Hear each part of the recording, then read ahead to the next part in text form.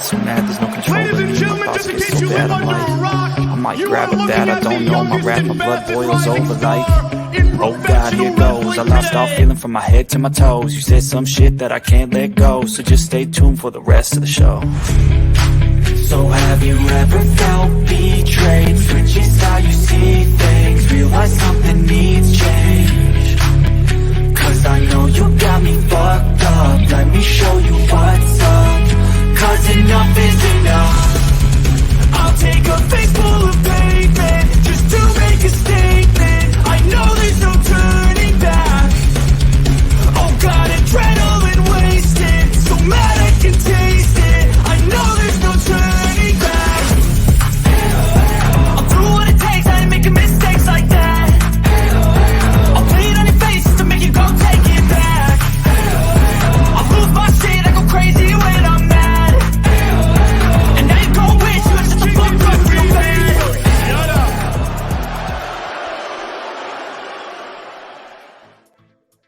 What is up, everyone? Welcome to the Heal the Ring podcast, the NXT edition here on the Heal the Ring podcast. I am your host, BX Force Jedi, and in with me this afternoon is the one and only, the world-renowned Samurai. So, Samurai, how you doing?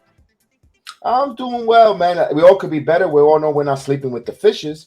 So, salute to, I mean, man, 2 dimes. NXT 2.0, the June go home show before the Great American Bash.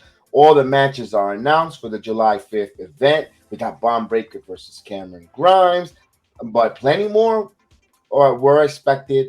Of course, we kick it off with none other than a tag team match to start off the NXT broadcast. And personally, myself was live in color at the NXT arena. It was phenomenal. We had Cora, Jade, Roxanne, Perez taking on the 2 tag team ladies of Katana Chance and Kayden Carter.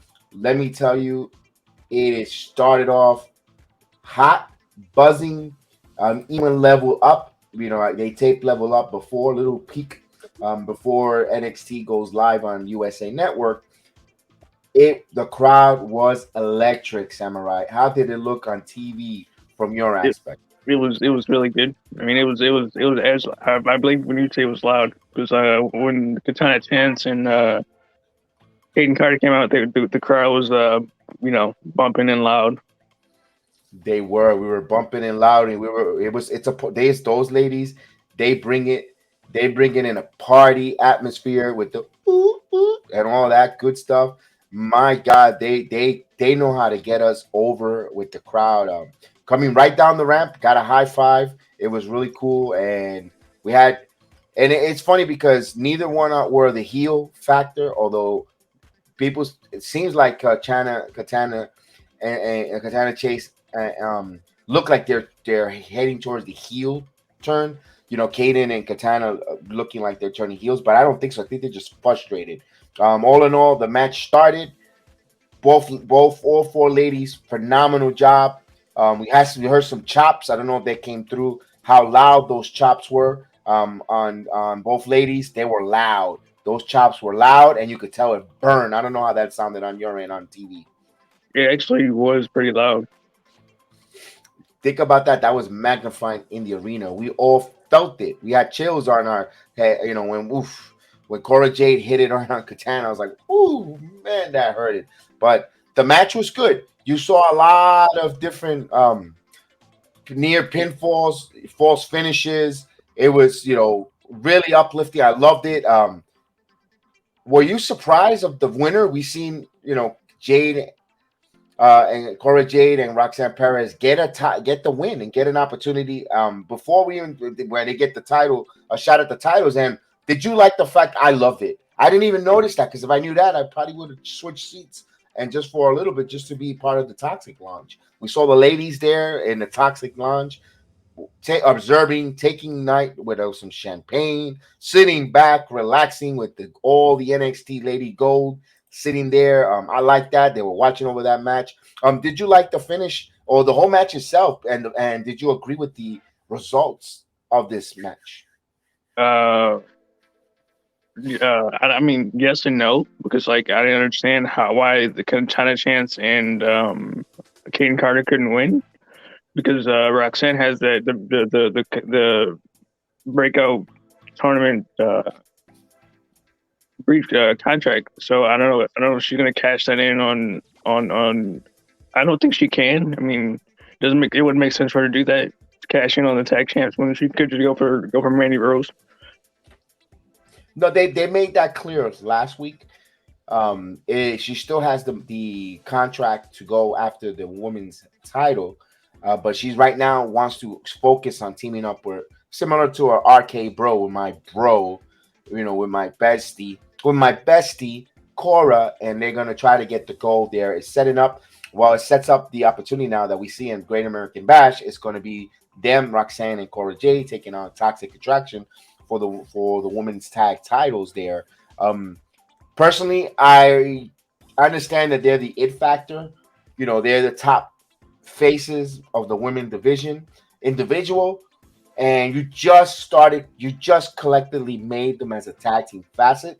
I understand that they get over with the crowd. Roxanne is on a tremendous heat. When I mean uprise, she's over with the crowd, and Cora Jade she explodes. On the scene on NXT when she comes out with the universe. All the little girls that are there in attendance. I don't know if they make it through on TV. There's a lot of young. Right now, school is out in the Orlando area, and more children are going now. At least for the month that I've been going to NXT Live attending, there's more younger crowd because school's out. They're not going to stay late to view NXT, or they don't have school the next day, so more children, more families are heading into NXT, and they gravitate to Cora Jade.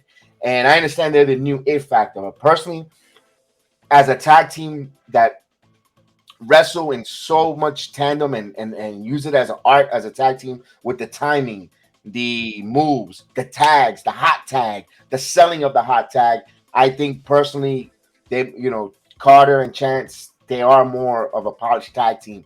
I would have liked to maybe eventually they're the ones, if they do a heel turn, to take the title away from Toxic, or if they're really setting up where Toxic is going to drop it and maybe getting called to the main roster. But we've been saying that now, 3 weeks now?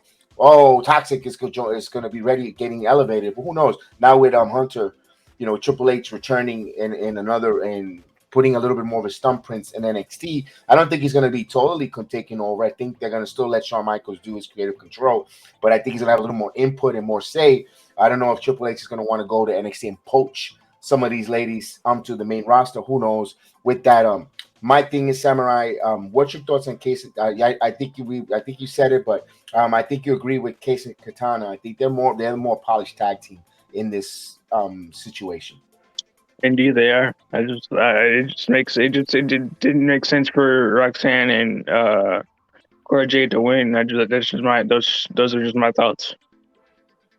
Right, and then now you might have to help me out here because I was live in attendance, and with the music and the loud atmosphere on the arena, we don't get to see or sometimes hear all the promos that are cut for your viewing audience that were live, where we're at home. While I was live there, I couldn't see all the promos or hear the essence of the promos cut. So if I do miss any of the promos currently where I'm doing the stream, I apologize because I was there live. Now I'm going to rely on Samurais if we remember some of these promos or what was said. But if not, we do apologize for not talking about the full promo. I know there was a backstage interview with Gigi Dolin, with Jace Jade, mocking their future opponents. And then we found out the Lioness, Nikita Lyons, we knew she was going to be there, but we didn't know she was challenging Mandy Rose for the title later on in the evening. When we heard that in the arena, I was like, whoa, I was shocked. What was your thoughts? I mean, I guess it makes sense. I mean, I just didn't see. I knew it was going to be a screwy finish at the end of that match, though. So I mean, it was just to me, it was fine. I was fine with it. All right. I mean, I was excited. I was like, whoa. I first time myself seeing Nikita Lyons in person, because when the first week that I started going to NXT Live myself was the first week that she was out with injury. So I had not seen Nikita Lyons up close and personal. So I was kind of looking forward to see what what she looks like in the ring as a performer and so forth. And we'll get to when her situation with her her time is called on the card. But then I did notice there was later on there was a backstage promo with Carter and Chance. They were irate. They were upset. They can't believe it. They tasted victory and they just felt defeat. They were upset. And some of the ladies gave them space, but you see them arguing with Tatum Plaxley. You know, a little bit argument could ensue, but Tatum Plaxley doesn't have a tag team partner. Maybe they're gonna team her up with someone. Do they starting to show like their hand or the next feud? Or did you find that kind of weird? I was like, are they turning heel in the locker room, or is Tatum Plaxley gonna bring another lady to tag with her? What's your thoughts on that one? I mean, I don't know. I that was just really bizarre to me. I mean, I'm not sure what Tatum Paxley is. Is she a heel or is she a face? Yes, that's another one. It kind of was kind of weird with that, like with her. It's like you said, is she a heel? Is she a face? Is she mocking? Because you saw all the other ladies in the background, you know, just get away from them. They're not in the mood. And she was like the only one who was like, I'm staying right here. I ain't moving. And you know what? Oh, that's a shame. You know, like that mocking, that passive aggressive mock to them.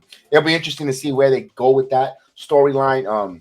You know, she doesn't have a tag team partner. Maybe she finds someone, but it's telling a story within a story with a promo there, which I could appreciate. And that's what NXT is. Again, I mentioned it over and over so many different times for those that are listening and those that are out there that do these podcasts and for a living and they get paid actually, you know, and they go out there and they trash so much NXT and they talk so negative about NXT and you know, Wrestling Inc. itself. I'm going to throw you under the bus. You know, Yuka hashtagger Demon Diva, Issa, she's the first one that says, oh, it was terrible. Well, young lady, these are a developmental wrestling league. They're learning how to cut promos. They're learning how to cut. But meanwhile, you don't dare to say how bad AEW's Forbidden Doors buildup was. You said it just one time, and that was terrible. You should be trashing that and being honest instead of lying and saying the NXT was terrible because you're busy watching. If you don't like it, don't cover it. And I'm going to keep saying it on the Heel of the Ring podcast. If you don't like it, if you think it's such a bad product of NXT, give it to someone.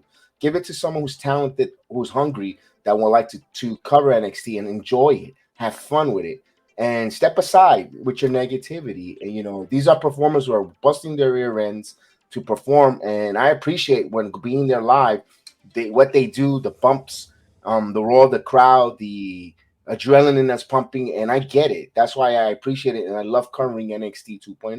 You know, it's easy to sit here in a keyboard, you know, drinking a Coke and criticizing and not being there and taking the bumps and doing the hard work, you know, learning how to do the armbar, learning how to take the fall, you know, also working safe and another person's entrusting you not to hurt them while entertaining ungrateful folks like ourselves, which is going to sit there and criticize and say how terrible it is. And that's just a rant that I'm going. But I don't like when I hear it. And I listen to you guys. Yes, the other podcasts, don't listen to them. I you know what? I'm stopping. I listen to see, you know, where I got to take my level of podcast to, you know, because you guys get a lot of viewers. So I got, you know what? I'm going to knock you off. And I got to see what I'm working with. So that's a shots fired. And I know I'm only small potatoes, but I'm coming for you because I'm going to tell you the truth, what I see. And I'm going to give you my honest opinion now. And without being negative, and it's not good, I'll tell you, you know what? There's ways of building a constructive criticism, how building these person. Remember, they're developmental, they're learning. They're not there yet. They're trying to get to the level of a Roman Reigns, a John Cena. 20 years of look at the love and the hard work that he did. He went through that in the indies. You know, look it up, and you'll see what John Cena, the road of John Cena's path. He was part of Ring of Honor and running around and doing all those things. So just a little bit of side note. I'm taking away from it, but I hate it when they start just attacking how bad the product and how terrible it is. If you think it's that bad, don't watch it. Don't, just turn it off. Just my opinion. Just turn it off. Don't cover it. But you forget to tell people you're getting paid to talk about that by Wrestling Inc., who said that Sasha and Naomi, Sasha's been released, and last I heard, she's still on there. So you guys are misinforming and giving misinformation. Yeah, I said it. I saw that too. Raj Giri, he's been saying that for the longest. Oh, she's released. I got great sources. And meanwhile, she's still on the. Meanwhile, they're negotiating her contract. I said it from day one, and I'm a nobody. I have no insights in WWE. I know no one. But I've been saying that. apparently she was released on June 10th. So Come on. there's no way that she was released. No, and they're renegotiating her contract right now. Yeah, they're going to make her big return in SummerSlam. Guarantee that. Book it. It's so funny because if she was released on June 10th, that you would have heard something about it a long time ago. And she would have changed her WWE Twitter handle and stuff like that. Oh, lawyers are trying to work a new contract compensation. That's what it is. They're rehashing, and not to deviate. Let's get back to the NXT. But I just getting upset with these wrestling programs that they talk so negative. And when it comes and I'm not gonna. And personally, I don't like AEW. But I'm not going to talk that negative about it. Yes, I do. I throw shade at once in a while. Yeah, just to throw Heel of the Ring podcast. But I still respect every wrestler, every performer in the AEW world. And I'm going to be the first one to say it. Forbidden Door, the buildup, to build up the pay-per-view was horrible, was terrible. But the in-ring performers on the matches in Forbidden Door were good. And there's a person who don't like AEW. Were really good. And I'm going to be honest. I didn't like the storylines and what the build-up and so forth, but I could criticize. That's for another podcast. The point is, when something's good, you got to say, appreciate the talent, the effort, and not just totally crap on them. Especially when we have so many people listening, you're trying to push people away. You're becoming tribal, and a lot of the sheeps don't see that, and sometimes you gotta shed light where someone is trying to be a wolf in sheep, and I think that's what they're doing. That's just my opinion. Let's get back to the NXT, my friend, because I could rant all day on that and make a podcast just on that there. So we had the next match here. It was very interesting. Giovanni Vinci versus Ikemanjiro. Ikemanjiro in our household, we like Ikemanjiro. I love the fact that he comes out with different blazers with a different fruit, or this time he had his blazer with his picture all over it. He right now, I understand that right now he may seem like a gimmick or a comedic gimmick wrestler but you know what? I'm impressed with Ikemen.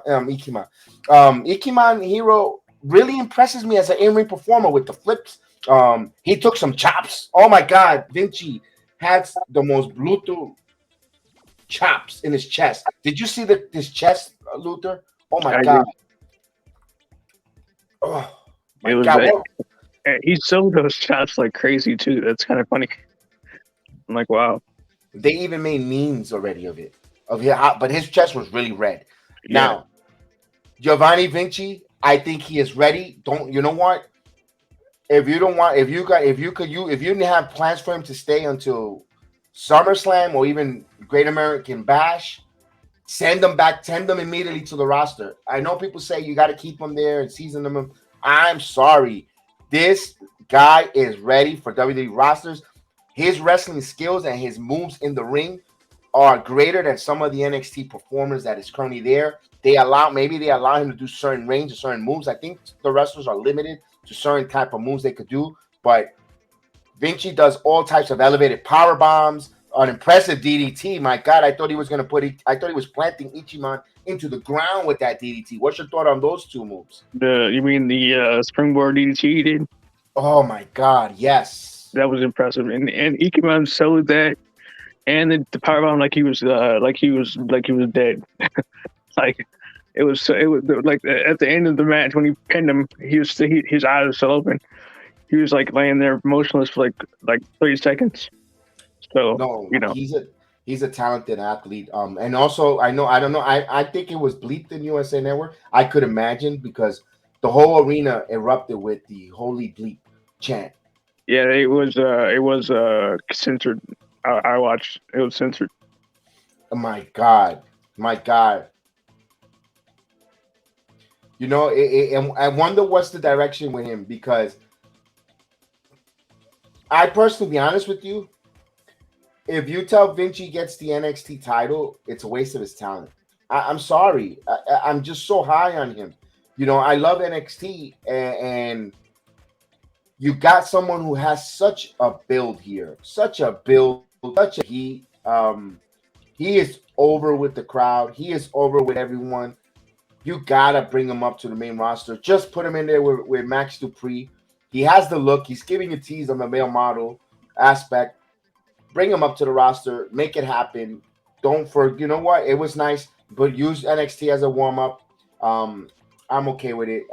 What do you think would you like him to stay in you? Because obviously you saw him when he was with Imperial, and you've seen him. I did not. I'm gonna be totally honest. I did not see, and I can't appreciate what he's developed into. But if this is his finished product, I'm sold. What's your thoughts?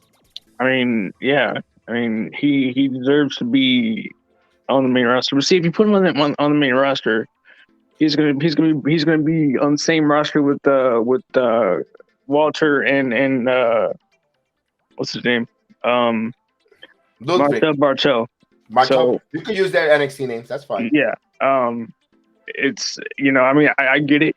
I mean, if he was to go to be with Max Dupree, that's fine. But he's still gonna be in the same he's still on the same roster with his ex Imperium guys, so they can't really go back. They can, but they are. It's like you don't want to go. If they run into each other in the hallway or something, what are you gonna do? Forget their history? No, that's not how it works. I mean, they're gonna have to acknowledge each other at some point, right?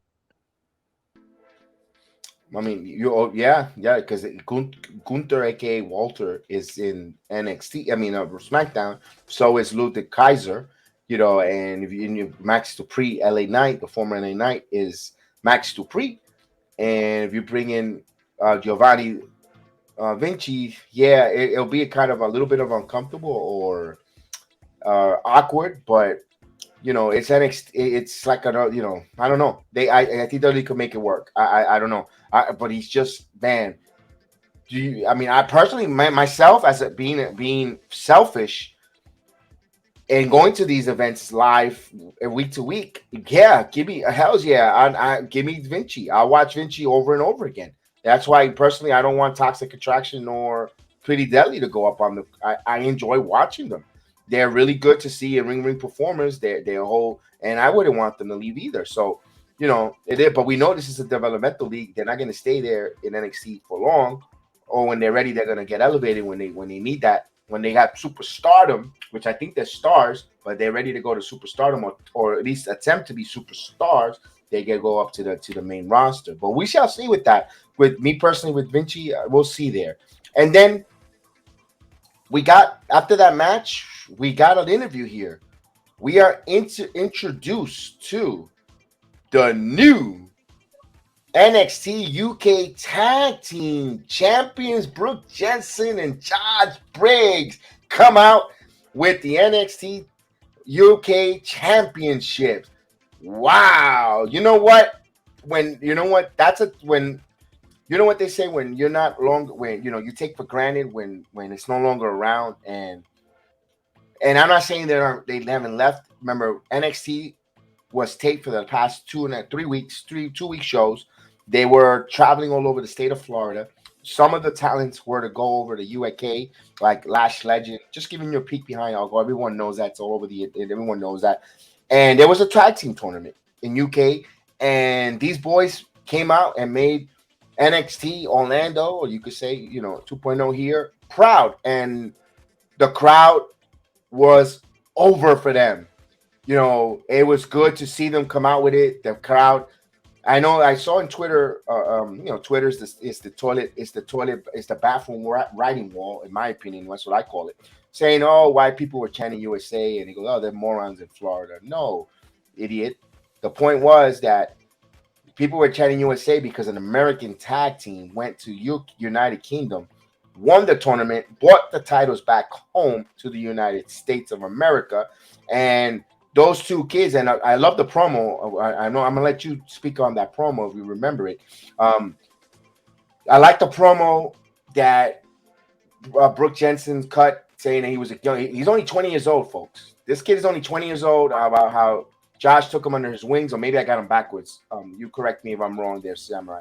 You took me under the wing, you gave me a chance, and, he's appreciative. I loved it. What's your thoughts, Samurai? I know I went a little too long. You're actually right about that. He is I think he's like 20, 21 years old. And he that's actually exactly what he said in the promo. He took him under his wing, and he let him learn under his tree. I mean, Brooke Jensen he's still got a long way to go. but I feel like with Josh Briggs, he can bring him to where he needs to be. And they're and let me tell you something. The crowd ate it up. The crowd acknowledged them. They gave a really good pop for them, and they got the look. I personally I could do deal with the JBL look with the jeans. Yeah, it's just me, but it is what it is. That's just. But they are good ring and performers. They're tall. They're strong. They got a Nick factor. They just they got the UK title. Let's see how long that the UK title run is gonna last. Or even with gold, they are an accomplished tag team. They get a little polish. Maybe if they bring back again the Viking Raiders to have a little bit of a brawl with them to season them up there, or maybe the Creed brothers later down the road. But I like to see them grow, develop. I still think they got about another year. This time next year, I can see them going up to the main roster if they keep them as a tag team. If they want to bring them up as they got the hit factor, even with what's her name, Finian, Fallon Henley. Fallon Henley. They could even bring her as a valet. She works with them. She fits them. She works with them. I think she really does. She helps them get over as well. Even if she wants to be the eye candy as a heel or as a face, I think they work either way.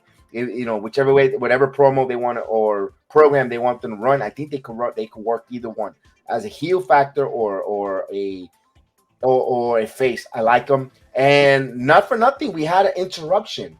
None other than former NXT tag team champions themselves. Pretty Deadly came out looking fierce with their uniform, with their clothing. They looked fierce. They came out. They were like, whoa, look at these two. Man, they were Pretty Deadly. What's your thoughts on Pretty Deadly coming out and possibly challenging for the UK NXT title? I mean, I was like surprised, but then at the same time, I kind of figured they were going to do that because they are from the UK. So also, I wasn't quite sure, but was one of those dudes wearing eyeliner or yes. eyeshadow? Yes, he was. Yeah, blue eyeliner. If I'm not mistaken, it was Prince. The dude with the black hair or the brunette. Yes. Yeah. I'm like, why is he wearing eyeshadow? I was like, okay. It was confusing. I was like, I thought I was like seeing things that he was wearing eyeshadow. So I'm like, what's going on here? I didn't. It's a character, it's a persona. They're pretty cute. They're pretty deadly. They're pretty and they're deadly. They're. I love the fact that he says, the Zoolander twins. I had me rolling. They cut some good promos back and forth. The exchange on the verbal exchange for both of them. Let me tell you something. Both of these guys, all four of these competitors, even feeling, they all could cut a promo. They all could speak. They have a factor. Now they just got to fine tune their wrestling abilities, and I think with more bumps and more ring time on the mat, I think they'll get there. I think right now they have the look, all five, because you're going to include her in it. All five have the WWE look, what Miss McMahon and the WWE portrays, and all they need now is the technical part, the wrestling skill, the charisma. They have the charisma. They have the look. I liked it. I can't wait to see that feud going forward. Beautiful, beautiful, beautiful. They're entertaining. All five of them are key figureheads of the brand, in my opinion, going forward. I'm excited because they're going to stay. When I saw Pretty Deadly, I was a little conflicted because I like Pretty Deadly. I think they're funny. They remind me of the little, the chipmunks or little chipmunks in the cartoons. I'll get the picture next time up. My wife told me. My wife is the one that actually mentioned them. Chipmunks. No, not Alvin and Chipmunk. There's these other ones from Looney Tunes. No, not Chip and Dale. The Looney Tunes. I'll get them. They're Philip and they have even an English accents. My wife told me them. I'll get them. It was hilarious when I saw them. I go, you know what? From our childhood, I go, yeah, they remind me of them. That's what Pretty Deadly remind me of. But then it also says, damn, crap. Max Dupree now for 3 weeks has been saying that models are coming. First he said a model, and then last Friday Night SmackDown he slipped up my models, and I go, oh, he made plural, maybe more than one, and is he gonna show up with the? I thought it might be Pretty Deadly because they fit, Zoolander type of jokes. Maybe they still will go up there and they still be back and forth a little bit from NXT to Raw or SmackDown, whatever the case is, or even Giovanni Vinci, could be that model. But we shall see. Or maybe Mac Dupree say his male model is him, and be like, wah, wah, wah. Who knows, with it. But all in all, I like that. And then we saw in the back, we saw a promo, Grayson Waller asking Carmelo Hayes, kissing him up, buttering up. Hey, I got some basketball, Melo. Sign here, some basketball, some sneakers, some pictures.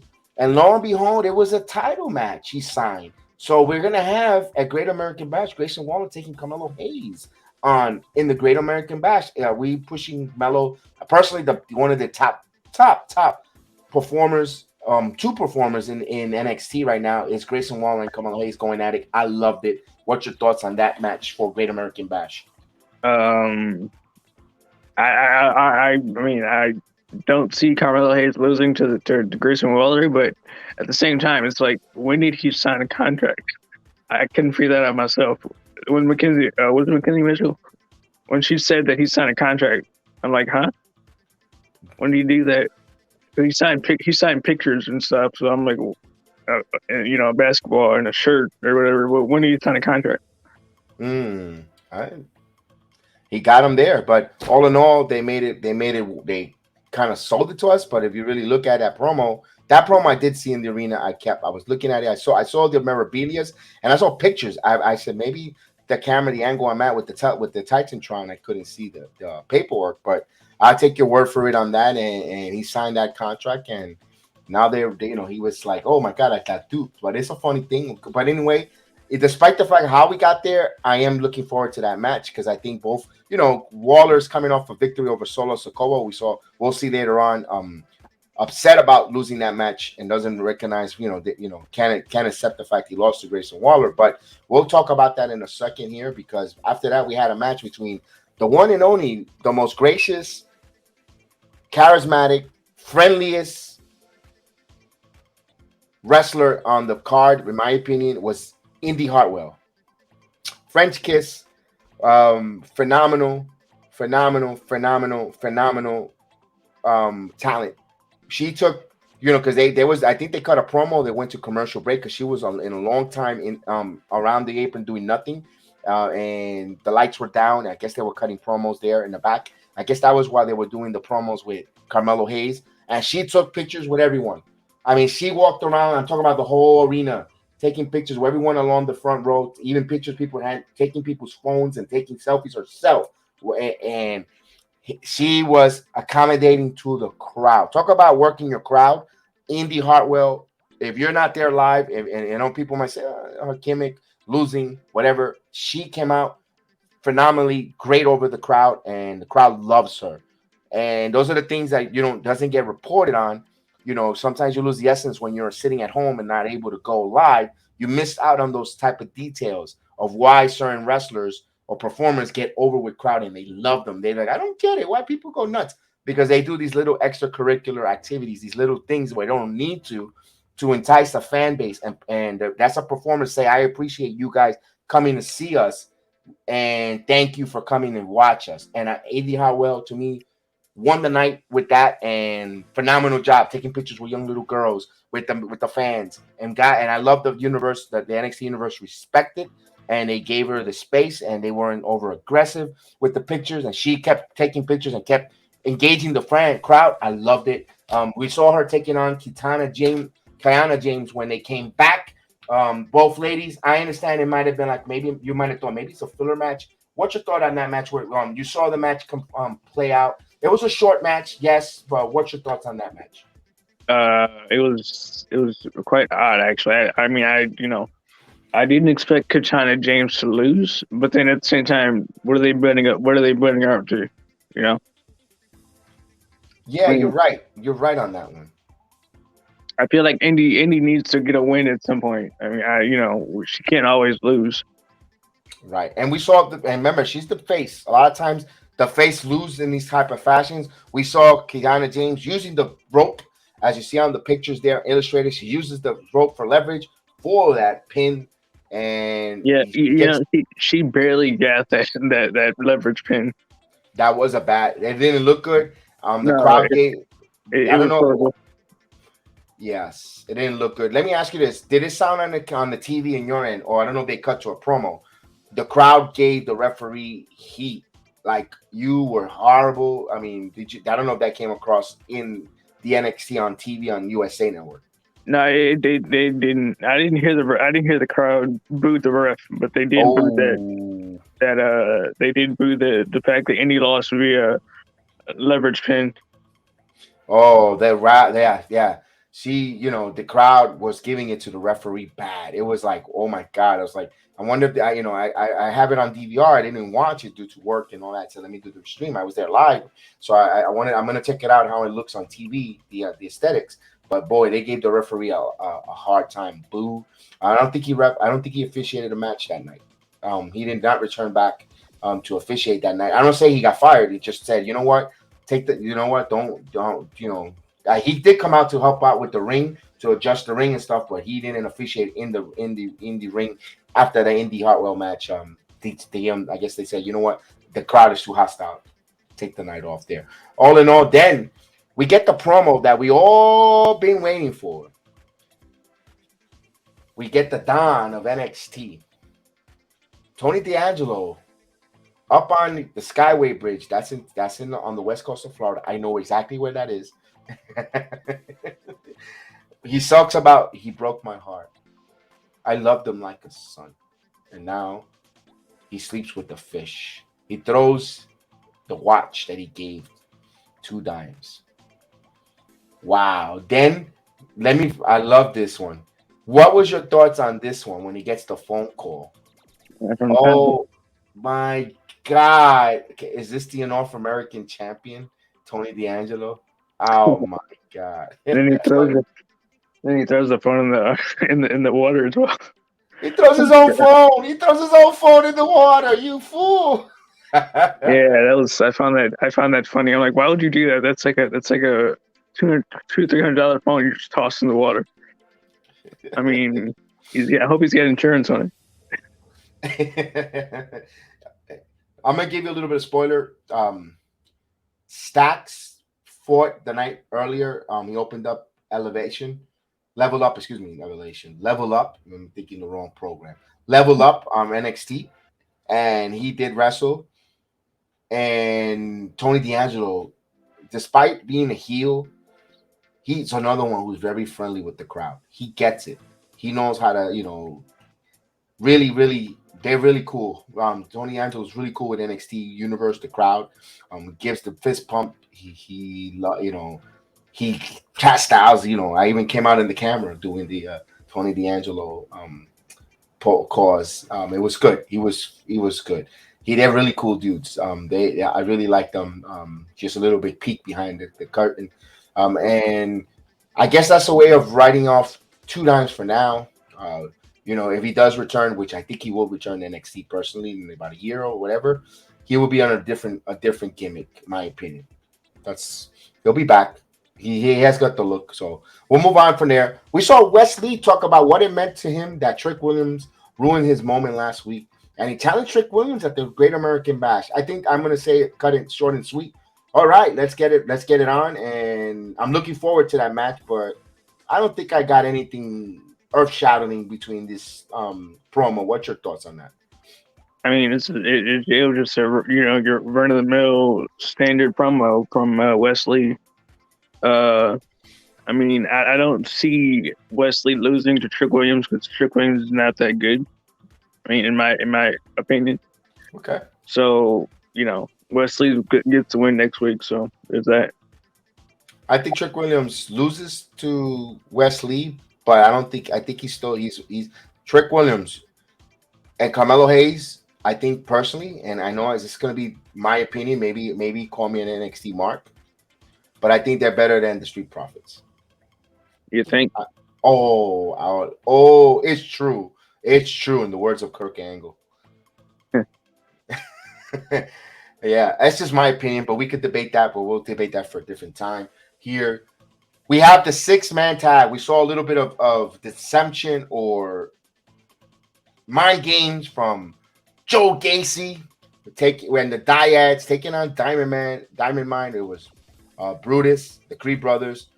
team Brutus and Julius teaming up with Roderick Strong. You had Ivy now in the corner. You also had Damian Kemp in the corner. I love the fact they gave the 2 titles to Ivy now. She's so tiny, and the titles were so big on her. She looked like a little girl holding, the titles. It was cool. It was cool with them. Now, for those that don't know, why the world, the NXT universe, cheer, we want breadsticks. Do you know why, Samurai? No. All right. Do you hear that on TV? We want Yeah, breadsticks. I heard it. All right. For those that don't know that before they continue to ridicule us for people that live in Florida, it's because Joe Gacy looks like a freaking Olive Garden waiter. If you were to dine in Orlando or in Florida, in the area where we at, you go to any of the Olive Garden, that same wrestling attire that he wears is what the Olive Garden attendees or the waiters uses. That's why they say about the breadsticks. Now, Damian Kemp did not know what the hell was about the breadsticks, and the NXT universe said, and he still didn't get it. Ivy Niles did, and I don't know if you heard it on the TV. When she goes, Ivy gets it, is because Ivy now got it. She started cracking up, laughing. Then we told him, and he goes, "Oh, someone in the front row told him." But all in all, that's what it was. So that's a little bit of a backstage, a peek behind the or what the NXT universe, when they do this different chants, what it meant. So the match start here. The Dyads, Joe Gacy, Creed Brothers. The match was okay. For a 6-man tag. Let me tell you something. Watching Roderick Strong myself, not impressed. I'm not impressed with him. I don't see nothing there. When I kept screaming, I don't know, and I know it didn't come out in the camera, it didn't come out through the mics, but I kept saying, Roderick Strong, baby! Because he's in love with Adam Cole, his buddy. He wants to go with with him in NXT. And the match was decent. It was good. Brutus trying to sell the, getting attacked, beat up by the Dilads, the hot tag to Julius. But then we saw Roderick Strong just comes in and stops that momentum, that hot tag, and Julius was on a roll, and they let him in there to take the pin, and everyone, I don't know if it came on camera when they said let him take the pin. I don't know if you heard that there. The crowd turned on Roderick Strong, and weird turn of events there, Samurai. Why did that look on TV? Well, I didn't hear them. The wrestlers said they wanted to take the pin, or the crowd. The crowd. We were like, let him. We were all chanting, let him take the pin, something. And it wasn't exactly that, but it was something like that. Let him take the fall, leave him there, And the Creed brothers listened to the crowd, and they let Roderick Strong, and get that pin. But before I even get there, I love the fact that the Dyads hit an elevated impact DDT for the win on Dominic Strong. By the way, that was like whoa, and they just say, what, freak it. Let them take the pin, and I was like, you know what? And you see there's some dissension there. They, at the end of the match, they gathered in front of Roderick Strong, all of them, just sitting them and him just laying on the floor there. And what was your thought? Do you see that? I think that's the end of Diamond Mine, personally. I mean, like I said before, I don't think the Diamond Mine should break up because they need them. I mean, realistically, there's no other faction besides the family, So I mean, if they're turning face, and they should just turn face, and Roderick should just suck up what little pride he's got left, and then just stay with the Diamond Mine and be a face. I mean, and then they could feud with the family, who technically is the heel faction. Yeah, but I did not know because they didn't show us in the arena. There was a Creed and Strong argument backstage afterwards. And I didn't know. I don't know if Roderick Strong, if you could tell me, did he volunteer Damian Kemp to, we all know at next week, Great American Bash, that they're going to tag and they're going to go take on for NXT Tag Champions now. Yeah, that he did basically volunteer Damian Kemp. Basically, what he said was he said that Damian Kemp and Roderick, him and Damian, words, him and Damian Kemp are going to teach the Creed brothers a lesson, and that basically was it about that promo. All right. So personally, it looks like it's Kemp might even abandon. It looks to me at the end they're gonna leave Roderick Strong to take the pin against the Creed brothers. That's my opinion, and I think Kemp, because he looks like Kemp is really wants to be a face along with the Creed brothers and Ivy. Now, I know some folks want to see them break up. Oh, let them go separate ways. I think it could work. Diamond Mine with Kemp, Creed brothers, Ivy. Now you keep that facet there. If you want to bring in another, like I've been mentioning for a while. I would love to see Shandon Benjamin take them on the wing. I understand right now that Chad Gable's doing wonderful things. Maybe Jordan. Remember, what's his first name? Jordan. That was also with Chad Gable. Jordan Jason Jordan. You could bring him back there as a mentor. Olympic. They look all Olympic. They all look like Olympic amateur wrestlers ready to go. You could bring that guy there, or even hey, I know he's recovering from knee surgery. He said he wasn't going to do any wrestling. You could, but he lives in the Orlando area anyway. Give a call to Kurt Angle, who wants to be a manager, managing Diamond Mine in the NXT. That'd be a freaking phenomenal pickup to help them get over and as an instructor. Is he even still with the Kurt Angle?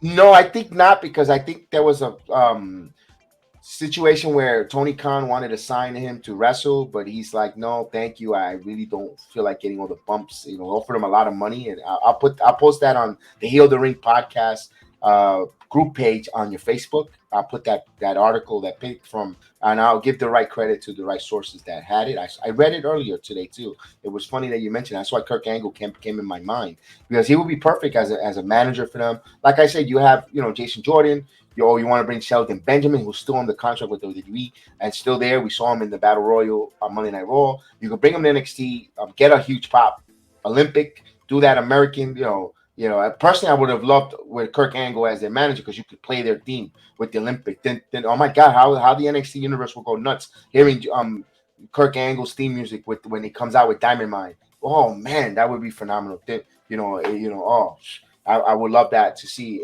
and him, and also help them with the microphone skills, because he could cut a promo. My guys will get ready, and we'll get my Diamond Mine guys, and even you could call them Diamond Mine. You could still keep the diamond. I don't know, just me thinking about that. And Kirk doesn't have to travel. If you don't need him, he could stay in NXT. He's not traveling currently right now yet. It will be going, when they have the big main event. Kirk will do that, but he's an Orlando resident, if I'm not mistaken, and that'd be perfect. That would have been perfect, in my opinion, if we get a Kirk Angle. But we shall see where it goes for American Bash, if they're gonna boot Roderick Strong. Maybe Roderick Strong does get released and gets to go into Dark Elevation, and since Adam Cole gets concussions and he could be a stunt double and wrestle there for him. But we shall see there. Now we go to the match between Sanga versus Xyon Quinn. Now, I thought this personally on paper, even by the looks of it, you see these two big guys. I was excited for the match to see before it started, but let me be honest with you, the match was a little bit of a dud. It was a letdown? Yeah, I thought it was a letdown. I mean, I kind of agree. I mean, you don't know, see, two big guys, sometimes they don't really mesh well together. And that was a very odd match. I mean, Sanga won with the choke slam, but yes, they don't work well with each other, and they shouldn't do it again. No, and I like Xyon Quinn, man. I wish they could bring, get him out of NXT right now too. It's another talent. Go put him in the main roster. You could team him up. You know what? Personally, I would like him to team up with Ciampa. That makes a nice tag team. You put him there with Ciampa, or if you want to make him, I always said it, even though he's not part of the bloodline, he's not relative, but he is some, Samoan descendant. you could put them at, let them chase after one of the mid card titles, part of the bloodline. I'm just trying to, see, because they need more performers, they need more wrestlers to keep the bloodline tradition going, or the facet. Now that Roman Reigns don't come out, you have him there. You have Xyon Quinn part of it. If Solo Sikoa isn't ready or doesn't want to see himself in that facet, just it's WWE. Who cares if he's not relative? Just put him part of the bloodline. He's Samoan. He has the tribal tattoo. I mean, put him in there and let him go after the United States title. If he wants to go after Theory or if, whoever, if Gunther or Walter still keeps it chasing that or building up that and then maybe in Royal Rumble he wants to challenge for. He doesn't have to challenge for the titles, the mid card titles yet, but that's the point of the direction that the wind will blow towards that way with it. But we saw that there. Sanga wins via pinfall, kind of a little bit of a squash. It was kind of weird to see that there. I did like the snake eyes that Sanga hit a couple times there, but it was cool. Then we have the women's. Wasn't a non-title match though. We had the one and only Nikita Lyons. First time seeing her live in person, taking on the champion, NXT champion, for over 200 plus days. Mandy Rose.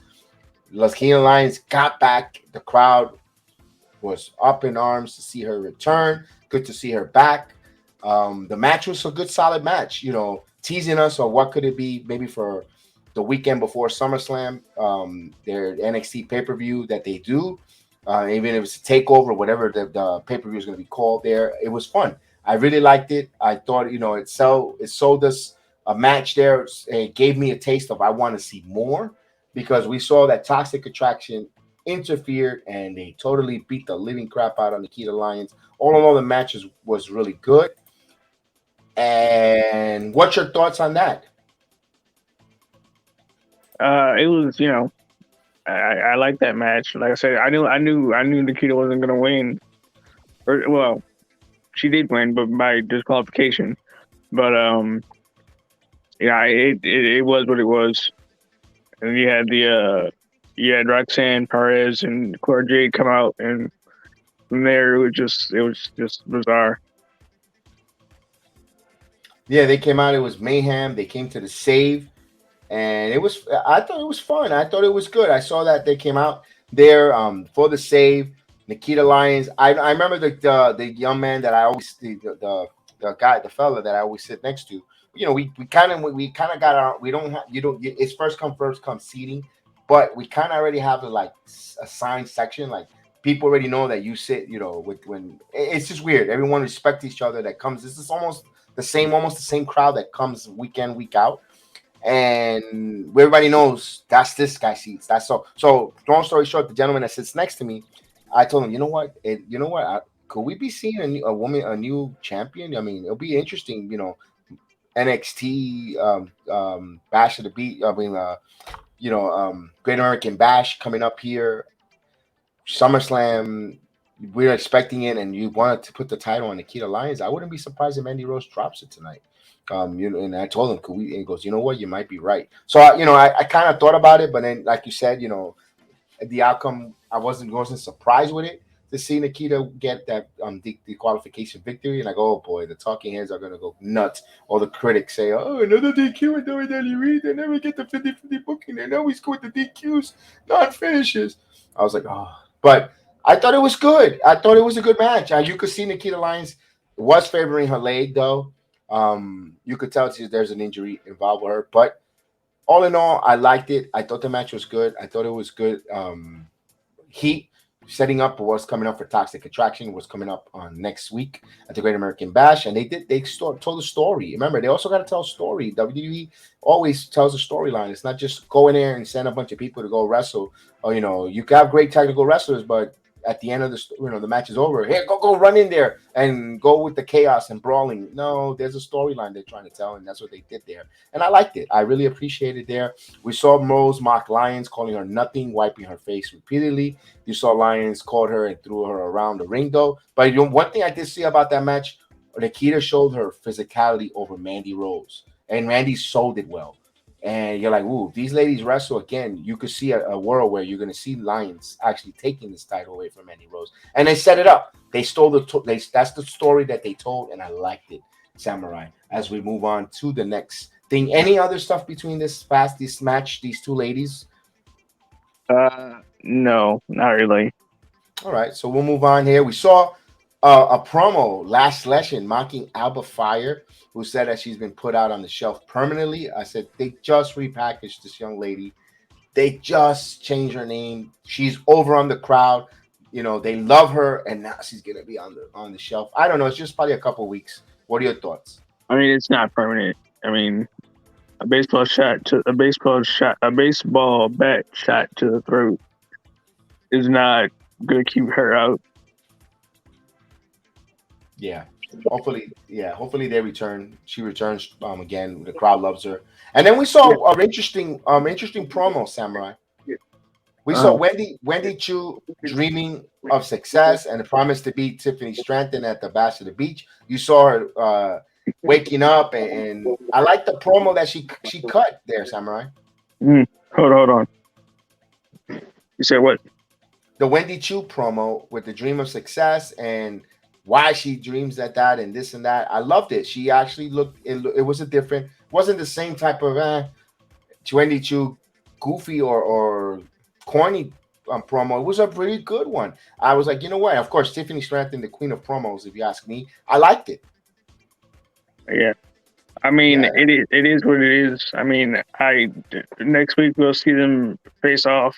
To me, I think it's really hard to say who wins this match.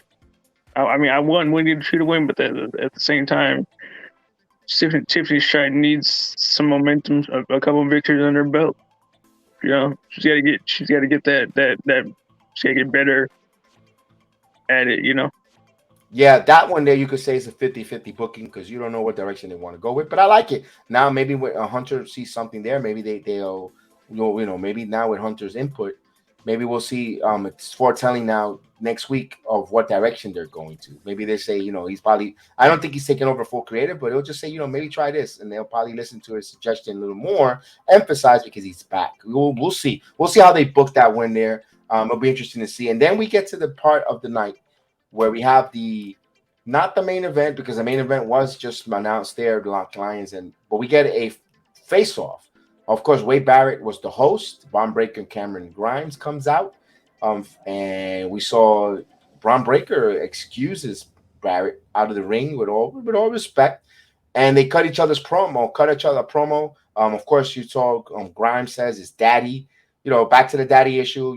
It says, Breakker, if you lose this match here, you lose the NXT title, heck, you could be next week right on the main roster. Me, a guy like me, I might not even be here in this main roster. I might get, pretty much say released almost kind of. And a little truth to that, you're starting to see. And the promo, I thought the promo was great, Samurai, before we continue what went on.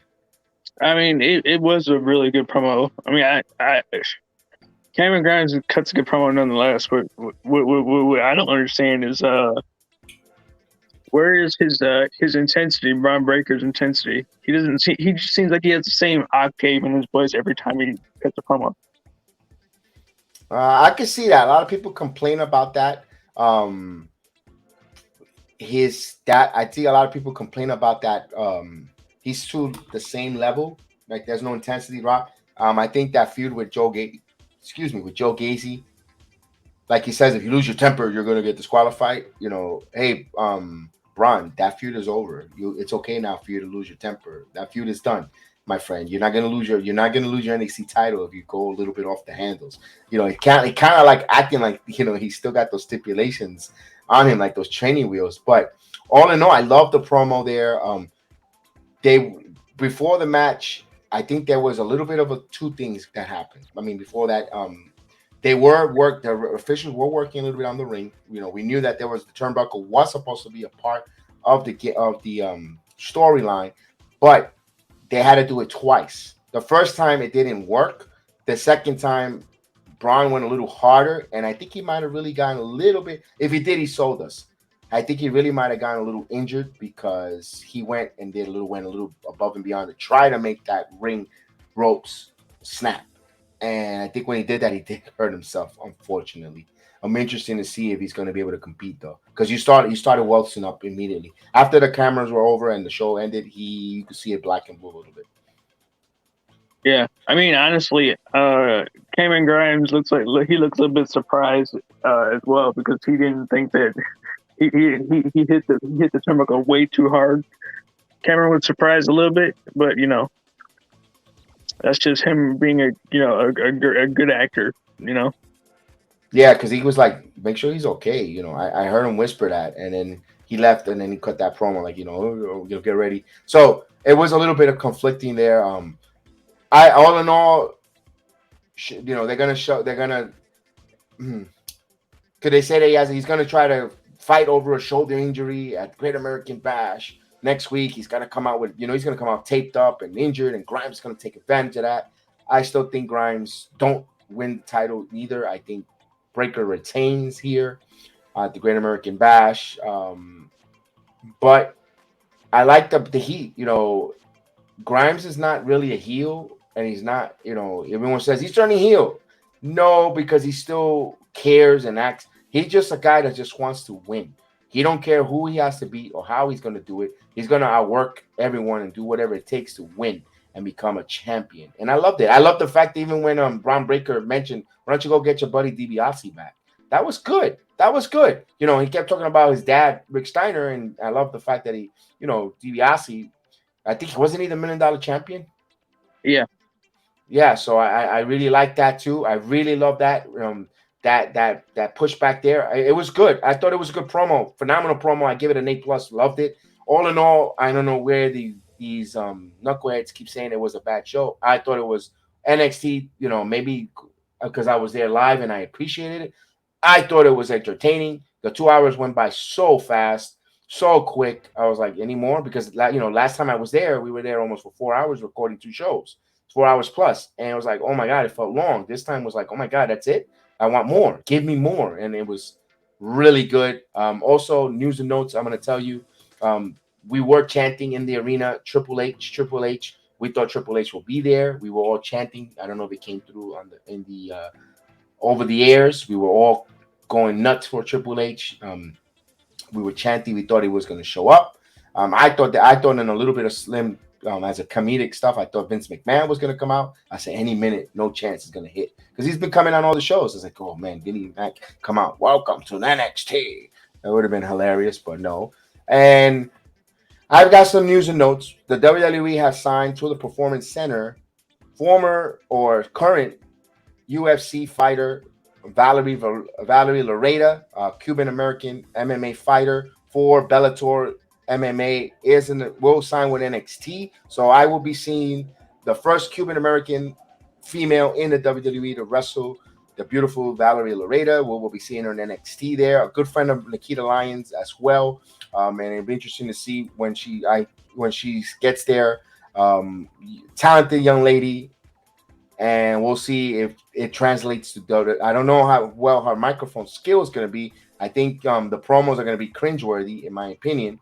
I'm going to be totally honest, but I think performance-wise, she's a martial artist who works hard, works out, does a lot of workouts, always training. But I think the promo is going to be where we're going to be like, so I'm just being honest. I'm a fan, but I'm going to be honest. I got to call it the way it's called, but it's interesting on those news and notes there. Samurai, it'd be interesting to see. Indeed. I mean, what else is gonna happen? I don't know. I think Triple H. They say they say he's back, but then I don't know. What do you think? I think he's gonna be. I don't think he's gonna be the full range control when it was NXT 1.0. I think he'll have some creative outputs there. I think he will say, suggestions. Why don't we try this, do that? They'll listen to it in the beginning, see. For some reasons, the viewership was a little down for NXT last night, which you can understand. It's going to be 4th of July weekend coming up. People are traveling. People are leaving for vacation. The kids, the folks, it's summertime. People are trying to go on their vacations away. Nobody, we spend especially if you live in the northeastern corridor, you spend so much time cooped up in your home in the winter with the cold. It's a beautiful Tuesday night. You know, baseball's here, minor league baseball, little league baseball, baseball in general. Kids are out. You go out with the kids. You go, you know, out either to pool, the beach, whatever the case was. School was out. I think that was the second day of school out in the New York tri-state area. So everyone is out and about. No one's really stuck glued on their TV.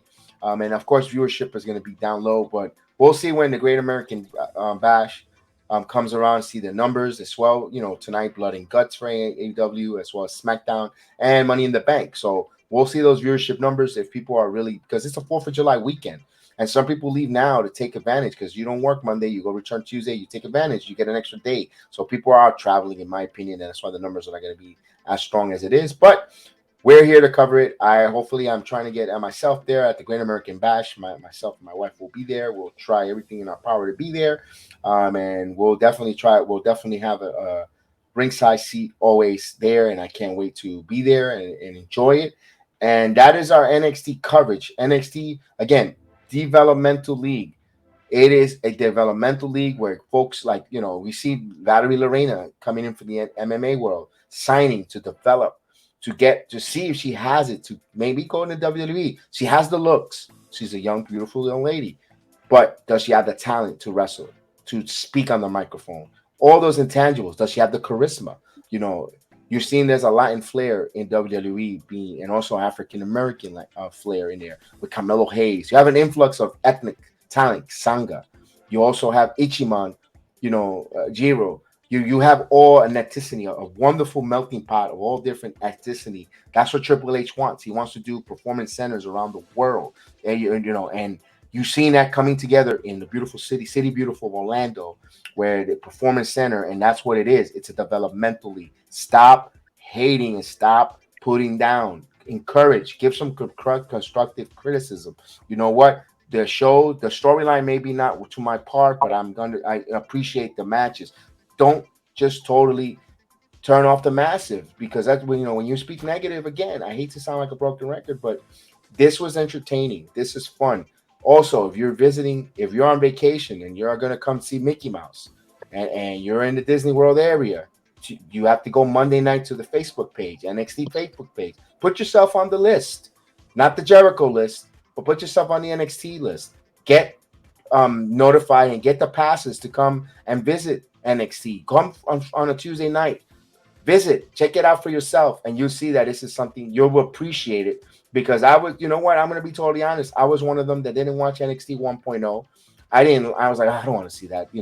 This is, I was one of those that used to criticize it.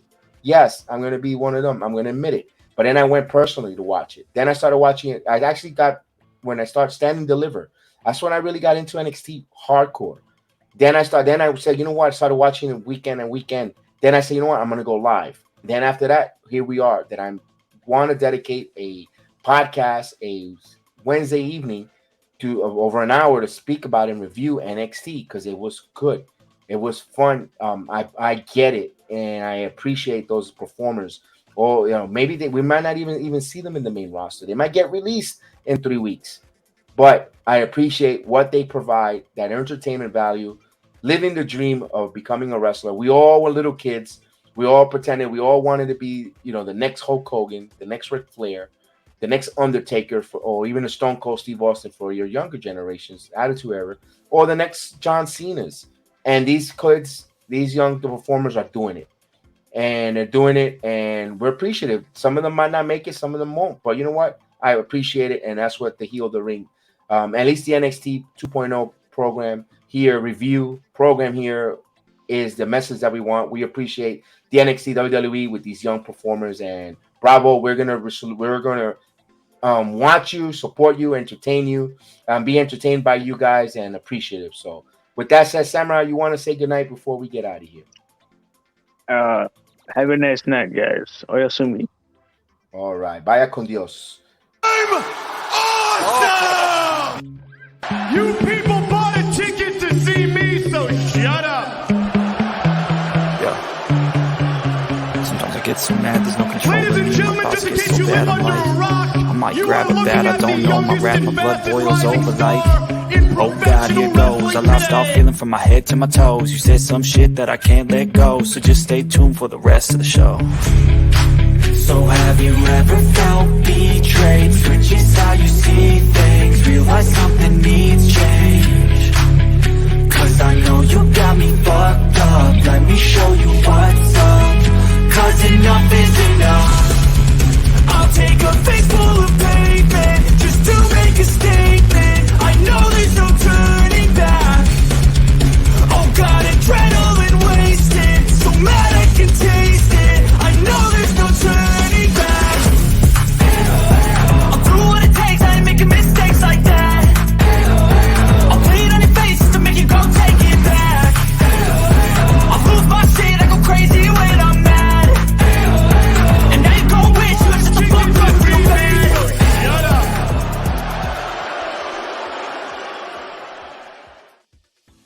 Bye, everybody.